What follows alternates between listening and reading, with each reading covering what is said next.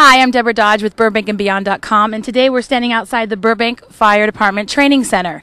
You'll see a bunch of folks here from all over Southern California in different teams. This is their competition day. They are part of CERT, which is the Community Emergency Response Team. So we're going to take a look around at the different stations, talk to some specialists in their field, and get a better idea of what goes on today. We're standing outside of the Burbank Training Fire Tower with Fire Captain Jeff Howe. Hello, how are you?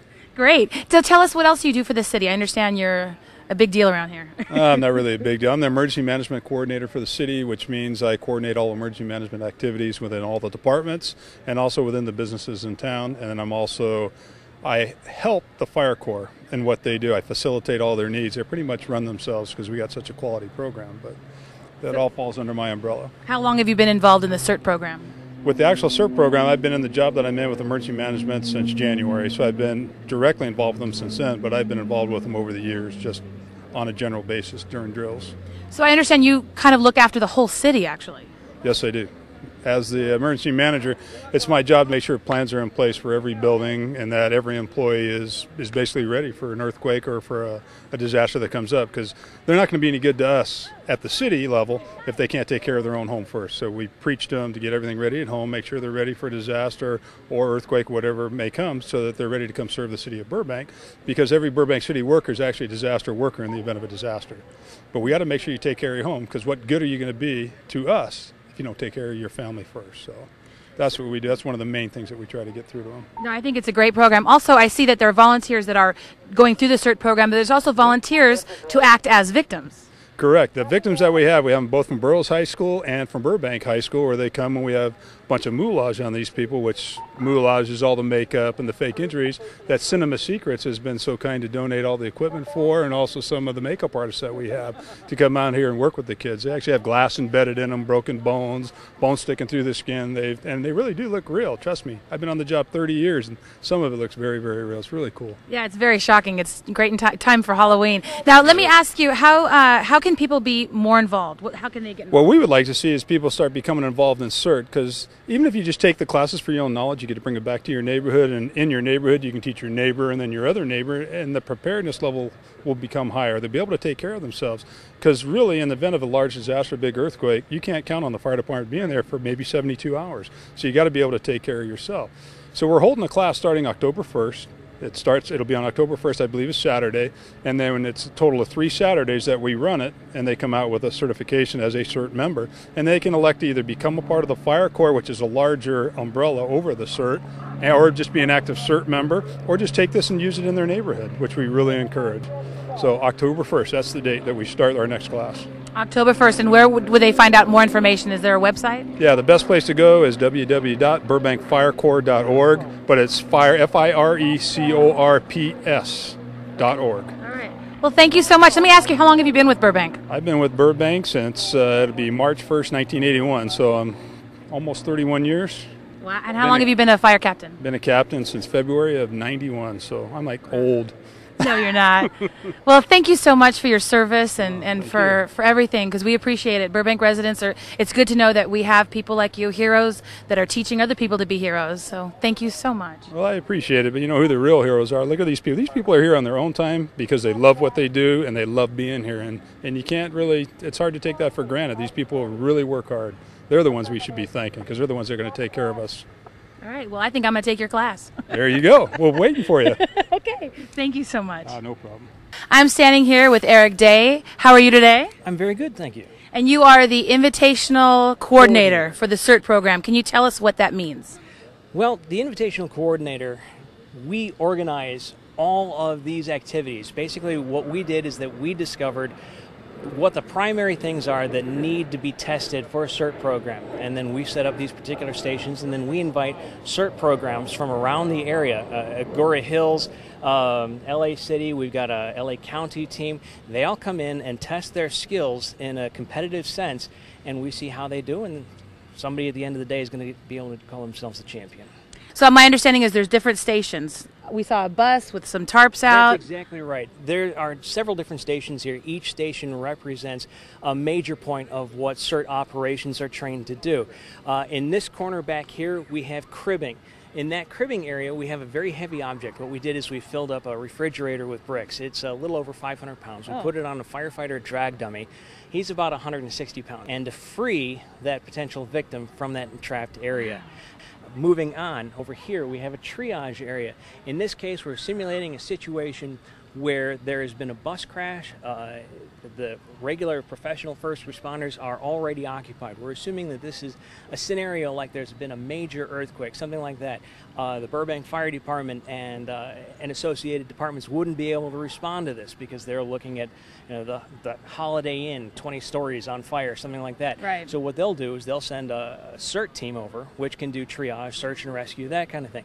What then they'd do is they'd go into the bus, they would then triage the victims, and then set them up into a medical reception facility for ambulances to come over and start taking away. And it's the same kind of thing that happened with the train wreck.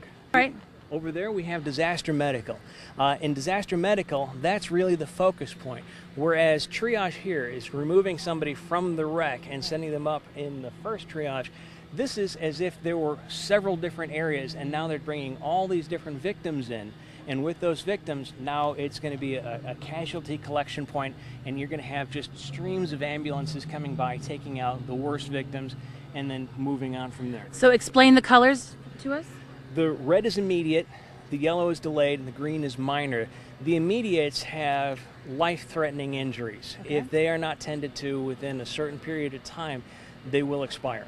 Okay. And then you'll also see a black tarp over there. Doesn't take much imagination to figure out what the black tarp is for. When we go through CERT training, that's part of what we talk about, is a little bit of the psychology of dealing with casualties and the nature of mortality and how volunteers then have to cope with it themselves and how they deal with talking to the victims, the relatives of the victims.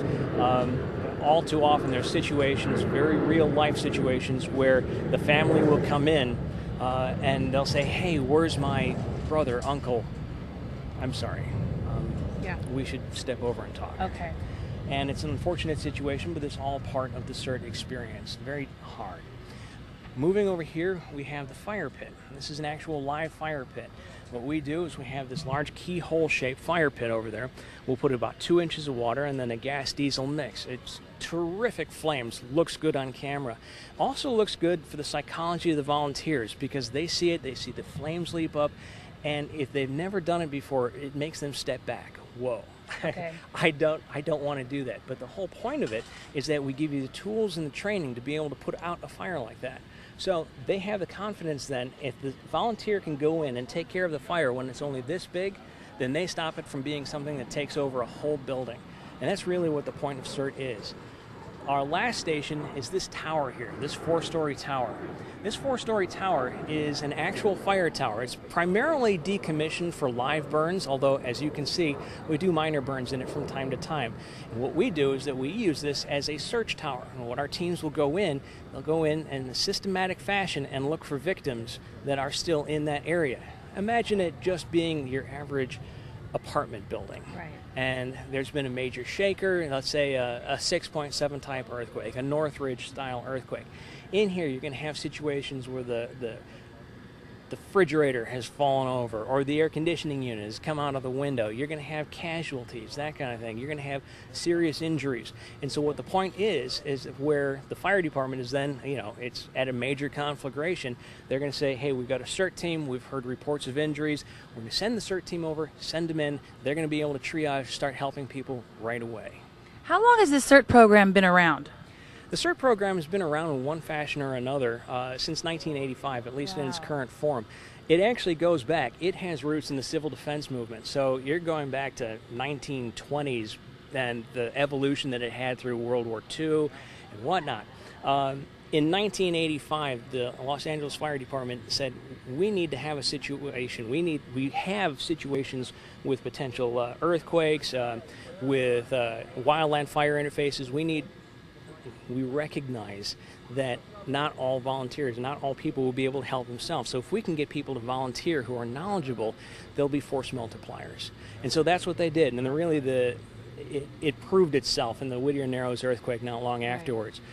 Well, one thing leads to another. On a federal level, they passed the Stafford Act. They needed something where they could plug in because the old civil defense was no longer meeting those requirements. So they needed a program that was pretty well cooked already. And they said, this one looks good. And so the FEMA took the LAFD program and basically nationalized it, made it an all-hazard program. In the South, they started including it for hurricanes, in the Midwest for tornadoes. With an all-hazard program, and now comes back, you have a standardized curriculum from coast to coast. So a CERT program graduate here can go plug themselves into a CERT program and help out in hurricanes in Miami or nor'easters in New York City.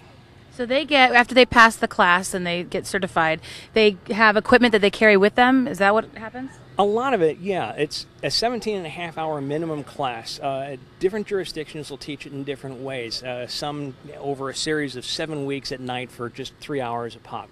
The way Burbank teaches it, we teach 4 8-hour days on a Saturday. So if your weeknights are filled, you're working, something like that, but your Saturdays are open, then you want to take our class. If you work on Saturdays, you want to take an LAFD class. The great thing is that there's a lot of flexibility in it. And we trade back and forth between trainers and CERT people and volunteers all the time.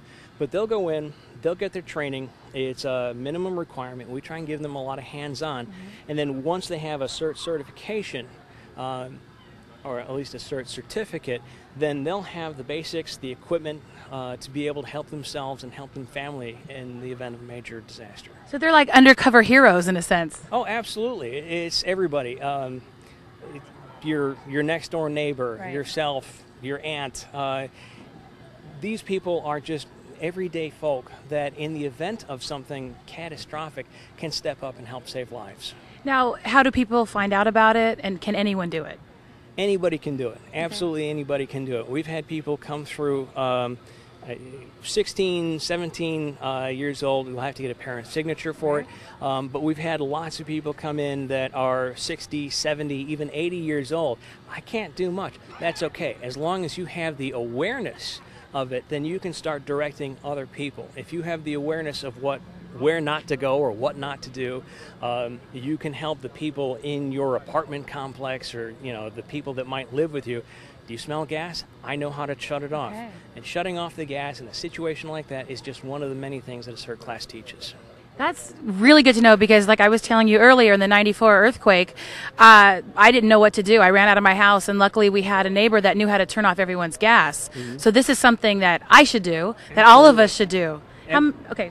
Go ahead. No. How many people in Burbank do you think have been involved in this program and who might be active CERT members? We have about 300 people that are actually on the rolls right now. In terms of really active volunteers, we have about 50 people, and we're always trying to get more people involved on a regular basis. We do a lot more with the Burbank Fire Corps program than just CERT. But CERT is a key component. We're very proud to have it. But we recommend anybody can come down, any age can come down. As a matter of fact, we've taken people in from North Hollywood, just over the border. We've had people who live in Burbank come over. We don't discriminate. Just because it's Burbank Fire Corps, it's one big happy family, because wherever you happen to be, it's going to be a mutual aid thing. We're going to help each other. Well, that's really interesting, and it's good to know, and I'm glad to hear that we're doing this program. Now, I have to say, I saw some kids with some really gruesome makeup. Compliments of Maurice Stein and his magical team at Cinema Secrets. So tell us why you do that. Okay, that type of makeup is called moulage. And what it is, it's wound simulation. And that wound simulation has really two effects. One is to actually identify what happened and how to respond to it. If somebody has got a multiple fracture right here, you're not going to say, hey, take 2 aspirin, call me in the morning. You're going to wind up splinting it.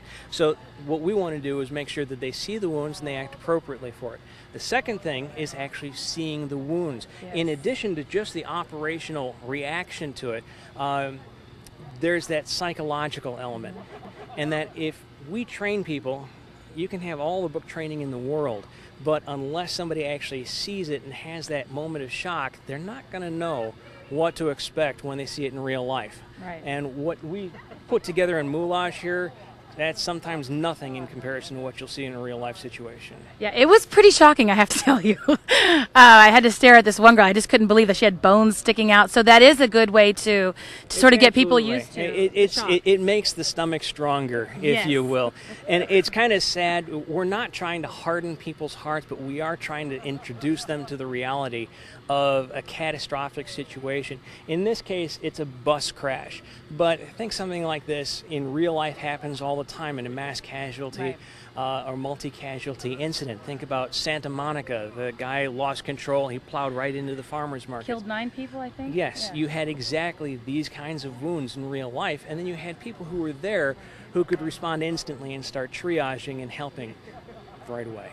Well, I am grateful as a Burbank resident. I'm really grateful that we have this program, and I think I'm going to sign up. That's fantastic. We'll be happy to have you in class. Thank you. Thank you so much. Thank you for your time and your talent. Thank you.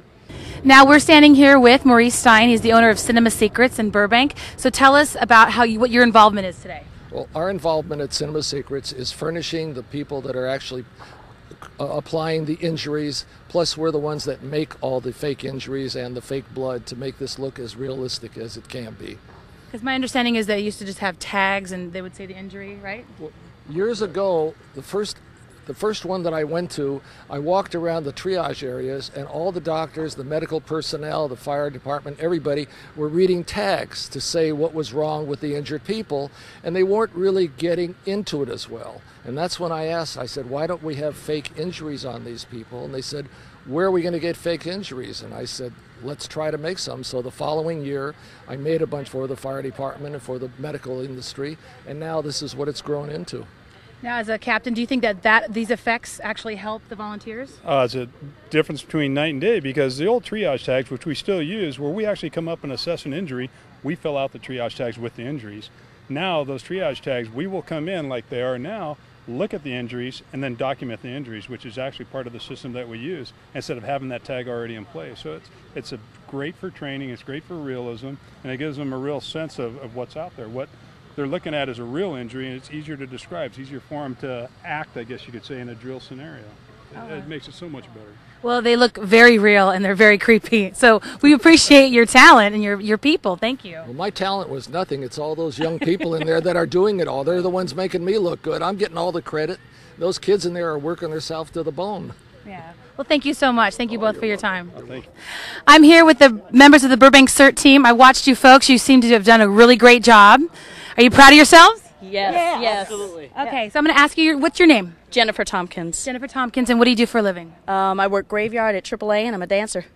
Wow. Okay, wonderful. And you are? My name is Debbie Novick, and I'm an unemployed EMT. Wonderful. My name is Micah Momjim, and I'm also an unemployed EMT. Wonderful.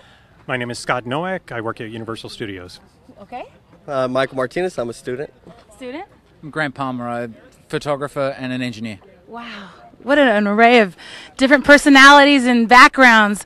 So you're saying anybody can get involved in this, right? Oh, yeah. Absolutely. Oh, yes, absolutely. And we encourage development, and we want people to know that this program is open to anyone that's willing to invest their time. Any age, doesn't matter how old you are. As long as you're over 18. Over 18, yep. And it makes the community feel really safe and well, knowing that, there's people like that, like us out there in the community that are willing to put themselves out there for you. So did any of you know each other before this? No. So you made fast friends and y'all worked together hard to do a really great That's job. the best thing about the Burbank team is that we are definitely close-knit. We are a team, and we feel each other's pain. I wouldn't Yes. be an EMT if it weren't for Burbank Fire Corps, because they encouraged me to do it at the ripe old age of 56. I am so inspired by you and all of you. I really appreciate. I feel safer just knowing that this program is in our city and anybody can get involved. Yeah, Yes, definitely. absolutely. Thank you very much for Yeah. your time and support. Yeah, thank you so much. So a big hand to our Burbank team. Thank you, Debbie. Yeah, you guys did a great job. Thank you so much for your time and for your volunteer work. You're heroes. You really are. Oh, thank you. Thank you.